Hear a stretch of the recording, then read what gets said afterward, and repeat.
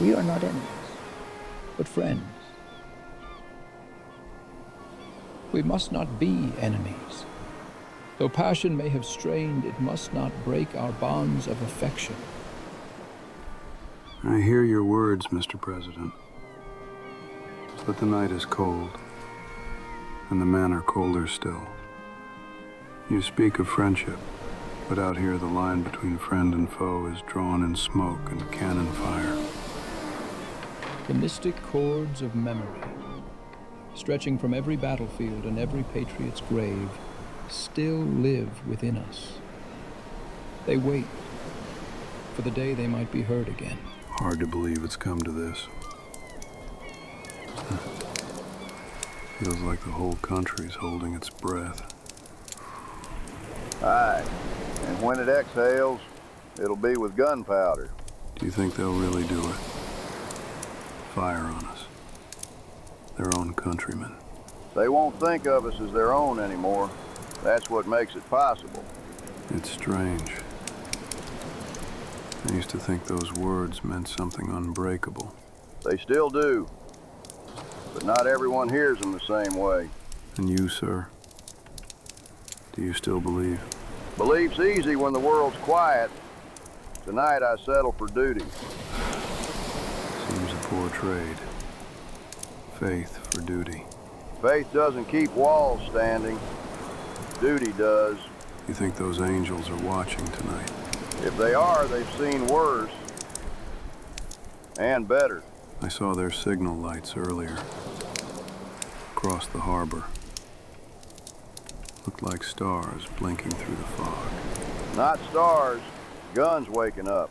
If they fire, what then? Then we return the courtesy. And the war begins. No, son, the war began long before tonight. We're just the ones cursed to light the fuse. And heaven help the hands that strike first. It's close now. You can feel it in the air, like a storm before the thunder. God forgive them. God forgive us. Speak of memory and honor. Yet these walls are cracked with hunger and fear.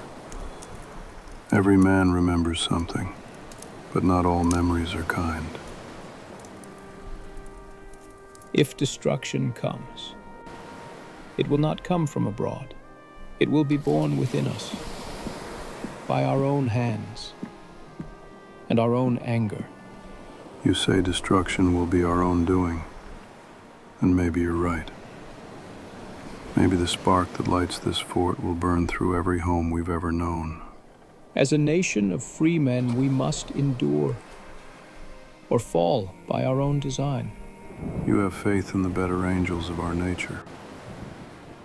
I see only the storm and the long silence before the first shot.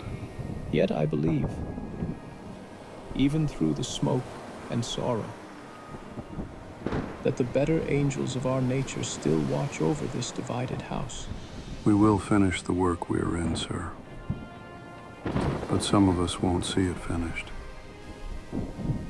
If peace ever comes, I pray it remembers us kindly.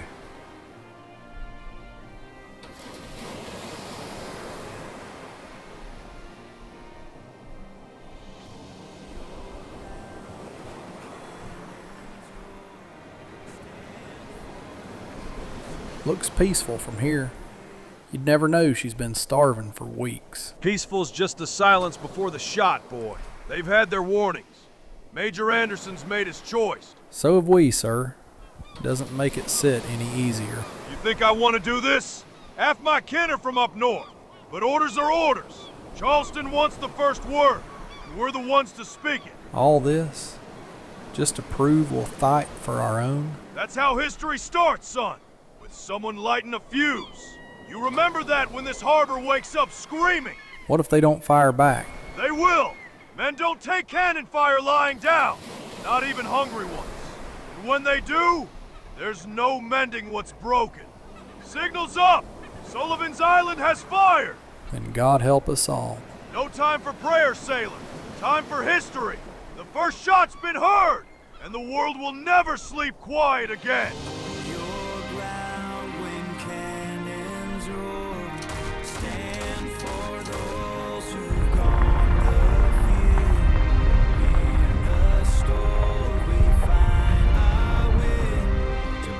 Let us strive on to finish the work we are in, to bind the nation's wounds, and to find once more a just and lasting peace.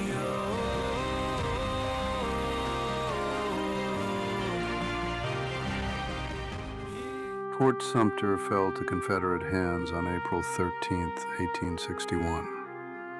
The South held the fort through nearly 4 years of relentless Union bombardment. The walls shattered, the ramparts broken, yet the garrison refused to yield. The ruins became a symbol of Southern defiance, battered but unbroken. Fort Sumter was finally retaken when Union forces reoccupied it on February 18, 1865, after the Confederates evacuated Charleston as Sherman's army advanced. The South abandoned the fort only when the entire region had become impossible to defend. What began here, at this small brick fort in Charleston Harbor, ignited a conflict greater than anything our young nation had ever endured. President Abraham Lincoln called it the unfinished work of preserving the Union. For many of us, that work began the moment the first cannon fired on this fort. 4 years of war followed. More than 620,000 dead. Some say over 750,000.